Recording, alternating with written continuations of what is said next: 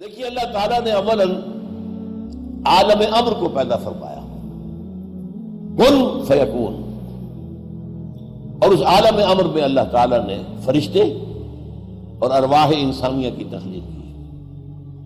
الارواح جنود مجندہ، لشکروں کی شکل میں تھی۔ آدم سے لے کر آخری انسان جو آئے گا دنیا میں قیامت سے پہلے، سب کی روحیں موجود تھیں، ہم سب موجود تھے۔ سمجھ رہے اس بات کو؟ تبھی اللہ نے عہد لیا تھا، الستو بربکم قالوا بلا، کیا میں ہی تمہارا آقا اور رب نہیں ہوں؟ ہم سب نے عہد کیا تھا، یقیناً پروردگار تو ہی ہمارا رب ہے۔ ہمارے اس دور کے بہرحال معروف مفسروں میں سے مولانا اصلاحی صاحب، میں نے ان سے استفادہ بھی بہت کیا ہے، لیکن پھر اختلاف بھی میرا شدید ہوا۔ رجم کے معاملے میں انہوں نے جو رائے اختیار کی، اس کے بعد سے پھر میں نے اپنا تعلق ان سے منقطع کیا کہ وہ اہل جو منکرین حدیث کے موقف اختیار کر لیا انہوں نے یہاں لکھا ہوا ہے سورہ اعراف کی تفسیر میں، یہ عہد انسان کی تخلیق سے قبل عالم غیب میں لیا گیا۔ میں نے کہا مولانا یہ جملہ تو مہمل ہے، کیوں؟ میں نے کہا جو پیدا ہی نہیں ہوا اس سے عہد کیسا؟ یہ عہد انسان کی تخلیق سے پہلے عالم غیب میں لیا گیا۔ سوچنے لگے، میں نے کہا ورنہ یوں ہونا چاہیے، یہ عہد اجساد انسانیہ کی تخلیق سے قبل ارواح انسانیہ سے لیا گیا۔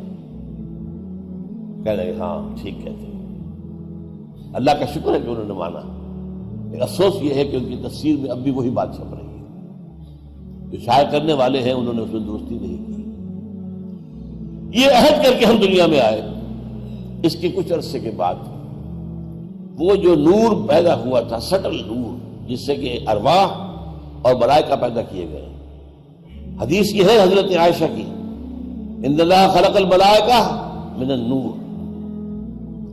اس کے بعد بگ بینگ وہ آپ کو آج معلوم ہے، بہت بڑا دھماکہ ہوا، اور اس دھماکے کے نتیجے میں اسی نور میں ناری ذرات پیدا ہوئے ہیں، آگ کے ذرات، ٹریلین ڈگریز فارن ہائٹ ان کا ٹیمپریچر، اور دوڑ رہے تھے، بھاگ رہے تھے ایک دوسرے سے، فوٹونز کہلاتے ہیں۔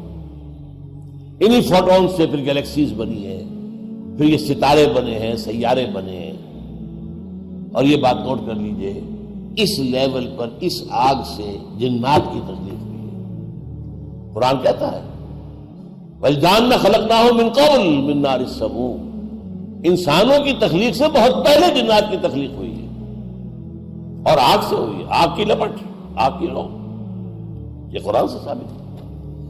اس کے بعد جب یہ ٹھنڈے ہونے شروع ہوئے کرے، اور ہماری یہ زمین ٹھنڈی ہوئی، اس میں سے بخارات نکلے، نتیجہ کیا نکلا کہ فضا پیدا ہو گئی، گیسز اسی زمین سے نکلے ہوئے، اور نمبر 2 سکڑ گئی، کہیں اونچی کہیں نیچی، پھر ہزارہ برس تک بارش ہوتی رہی،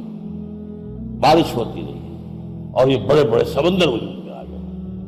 اور یہ بھی قرآن کے اندر مذکور ہے، کان عرشہ علی الماء، اس وقت تک ظاہر بات ہے کہ دنیا میں کوئی اور مخلوق نہیں تھی، کوئی حیوان، کوئی سمندری، کوئی مچھلی، کوئی انسان، کوئی جانور، کوئی کچھ نہیں، زمین اور پانی، زمین اور پانی۔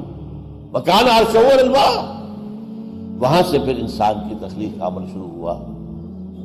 سائنس اور قرآن دونوں اس پر متفق ہیں کہ انسان پیدا کیا گیا مٹی سے، اس میں کوئی اختلاف نہیں۔ The clay, the crust of the ارتھ۔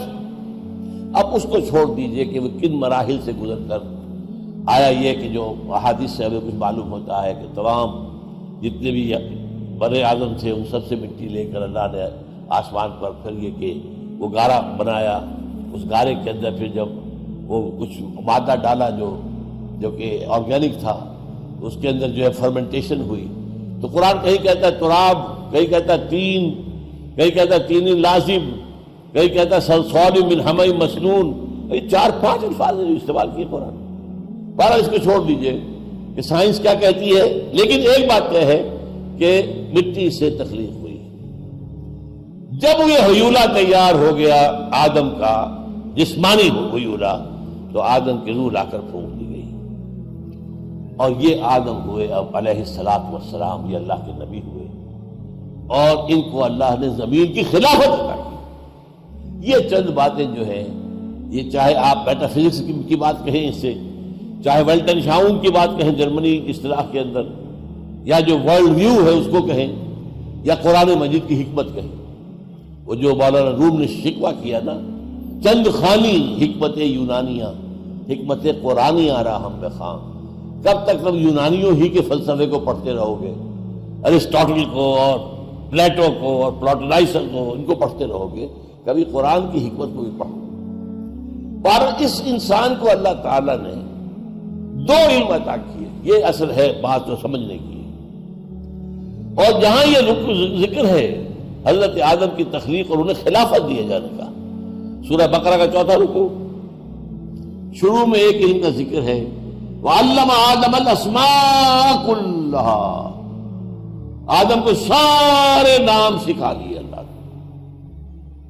یعنی نام کن چیزوں کے؟ نام کچھ چیزوں کے ہوتے ہیں نا، میٹیریل تھنگس، اس کا کیا نام ہے، اس کا کیا نام ہے، میٹیریل ورلڈ جو وجود میں آنے والی تھی، اس کی تمام چیزوں کا علم آدم کو دے دیا گیا، لیکن دیا گیا کس شکل میں؟